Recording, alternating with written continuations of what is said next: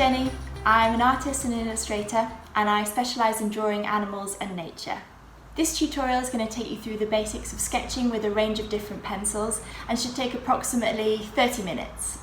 Today I've chosen to draw a little owl.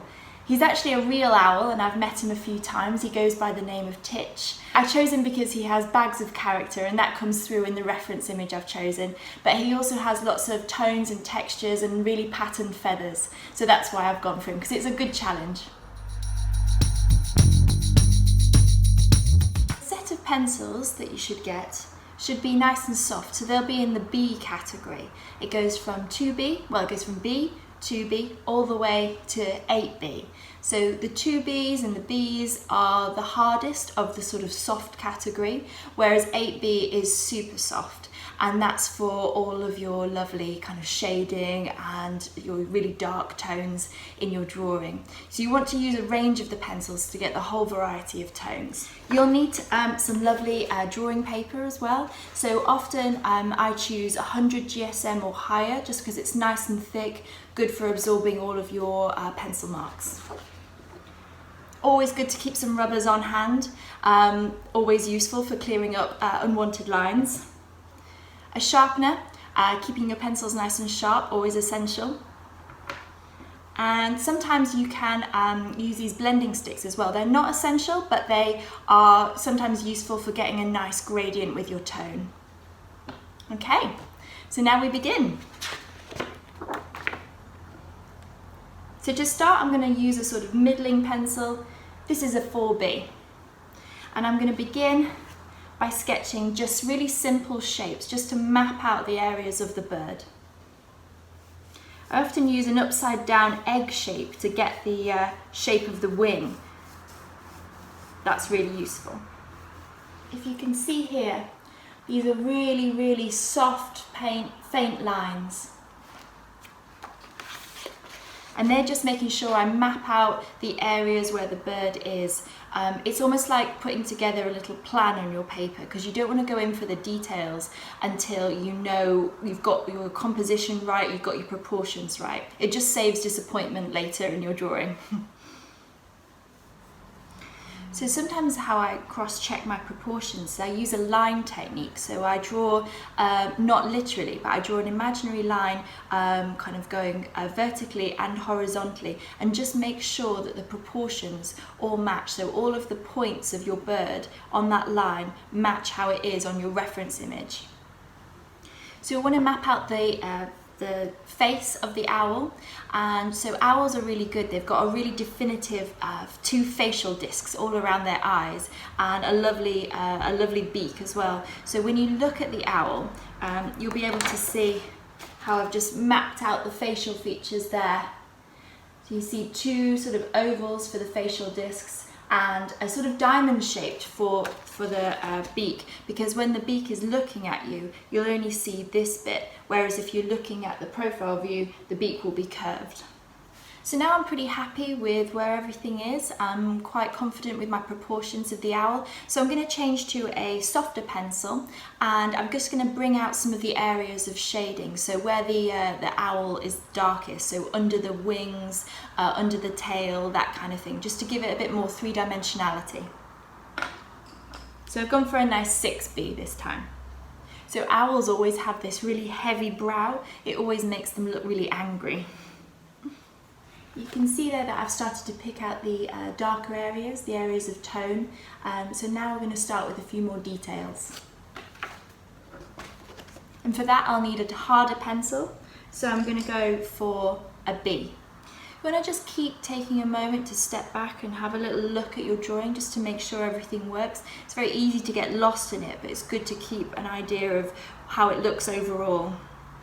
You can see that I've picked out the areas there with the facial features. I've used my pencil quite hard just to make sure that they're really defined, because they're quite strong lines. And also what's important when you're drawing the features of any animal is to not just draw the beak or the eye, but draw everything that's around the beak and the eye as well. It just makes them look like they belong to the face more. So what I'm doing now is starting to add in some of the patterned feathers, and I'm always keeping my pencil going in the same direction as the feathers, because that's showing not just the shape but also the texture at the same time. As you can see here, I'm not afraid to press on quite hard with the pencils. What I want to do is make sure that there's a lot of contrast between the white paper and my pencil mark. So I think that shows a sense of drama, but also a sense of confidence as well. It just makes the drawing more exciting to look at. I've added a little bit of white. That circle of white there in the eyes is really important, because it sort of it shows a reflection, and that makes any animal or anything that you're drawing look a lot more alive. So now I'm going to switch pencils again. I'm going to use a nice soft one, so I've gone for a 5B this time, and what I'm going to do is start to softly sketch the areas where the feathers are, and for this I'm going to use quite sort of free gestural marks and just have a bit of fun with it really, but always following the shape of those feathers.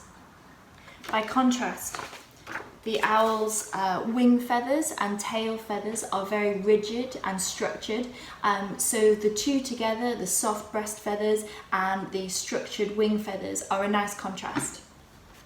So now probably is a good time to take out some of my sort of sketchy planning marks. So I'm just going to use my rubber to do that, just tidy it up a little bit. Also, if you're using very soft pencils, it's quite easy to smudge with your hand. You might want to take those smudges out as well. That's good for now. So I'm going to carry on with the texture of the feathers. This is the bit that might take a little bit of time, but be patient and just kind of build up your marks as you go along. Lots of repetitive marks in areas where there's a very dark patch or an area of colour. And yeah, just be patient with it, and you should start to see the drawing kind of come alive at this point. It's a good idea when you're building up your tone to always leave some areas of white in the drawing. So I can see that the light is hitting Titch here on the top of his head, on the tip of his wing, and on the beak as well. So I'm always going to leave those whites so they show up as a highlight. So now I'm going to go back to my harder pencil, the B, and I'm actually going to give it a sharpen, just so I can get all of those really fine feathers around the eyes. Yeah, I want it to be really sharp. So now I'm going to do a bit of work on the feet, and still using my hard pencil, I'm going to start to put the details of the feet in. So it's a really good idea when you're drawing birds to always look at the angle of the feet and how they come from the body and meet the ground or the branch or whatever they're standing on.